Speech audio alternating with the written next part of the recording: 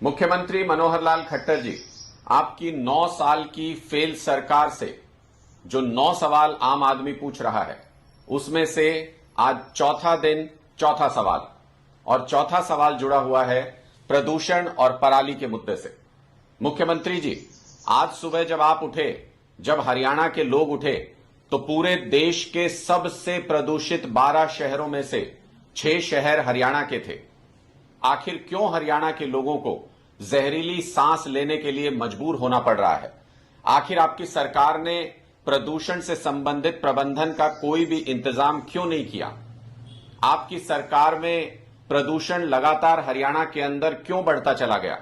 दिल्ली में इतनी dense population है, उसके बावजूद पिछले 8 सालों में दिल्ली के अंदर 30% तक प्रदूषण में कमी आई है, क्योंकि दिल्ली सरकार ने उसके लिए एफर्ट किए।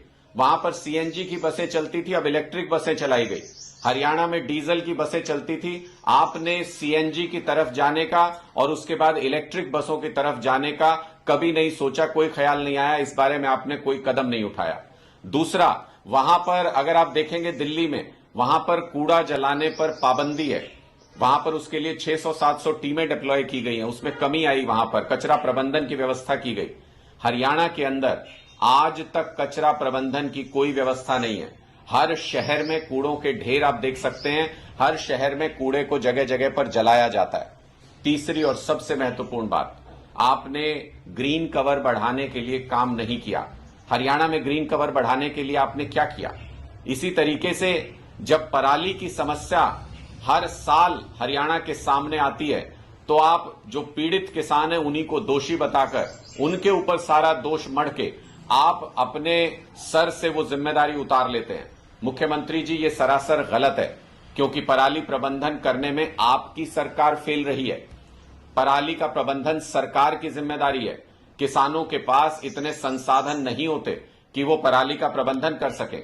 हरियाणा में इस बार भी धड़ल्ले से पराली जल रही है, सिर्फ इसलिए जल रही है क्योंकि आपका इस समस्या से निपटने का तरीका सही नहीं है। आपने क्या तरीका अपनाया? आपने किसानों के ऊपर एफआईआर दर्ज कर दी, 550 से ज्यादा किसानों पे एफआईआर, फाइन लगा दिया, 15 लाख रुपए पेनल्टी आपने लगा दी। कहां से भरेगा किसान ये पेनल्टी? उसके पास तो अपने जीवन यापन के लिए ही पैसा नहीं है। एमएसपी आप फसलों का दिला नहीं पा रहे हैं, तो इसका मतलब ये कि इस प्रदूषण की समस्या से, पराली की समस्या से निपटने के लिए आपने जो योजना बनाई उसके ऊपर काम नहीं किया। पराली के प्रबंधन के लिए आपने मशीनों पर सब्सिडी देने की बात कही, लेकिन सब्सिडी घोटाला हो गया सैकड़ों करोड़ रुपए का। जमीन के ऊपर वो मशीनें हैं ही नहीं जिनके ऊपर आपने कागज पर सब्सिडी दे दी। आपने कहा 5 लाख एकड़ में घोल का इस्तेमाल किया जाएगा। कहां है वो घोल? अभी तक नहीं पता कि वो घोल कहां पर है, किस किसान के पास पहुंचा या नहीं पहुंचा। इस तरीके के कुप्रबंधन की वजह से हरियाणा में प्रदूषण की समस्या साल दर साल विकराल रूप लेती जा रही है। आपने चाइनीज पटाखों के ऊपर हरियाणा के अंदर क्या सख्ती से उनके ऊपर बैन करने की, उनको कंट्रोल करने की कोई प्लानिंग बनाई? क्या आपने ग्रीन पटाखों के ऊपर किसी तरीके का कोई ध्यान दिया? त्योहार सर पर है, त्योहार सामने आने वाला है, लेकिन प्रदूषण में लोग बुरी तरह से परेशान हैं, लोगों को सांस लेना मुश्किल हो रहा है। डॉक्टर्स कह रहे हैं कि इतना ज्यादा पोल्यूशन है कि दवाइयों ने भी असर करना बंद कर दिया है। तो मुख्यमंत्री जी, ये चौथी समस्या जो आपकी सरकार का सबसे बड़ा फेलियर रही।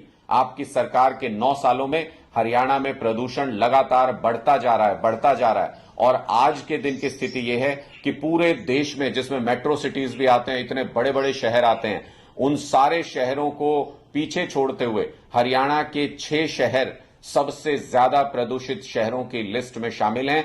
12 में से, पूरे देश के 12 सबसे प्रदूषित शहरों में से 6 हरियाणा के अंदर हैं। ये बहुत ही शर्मनाक बात है, और ये आपकी सरकार के फेल होने पर मोहर लगाती है।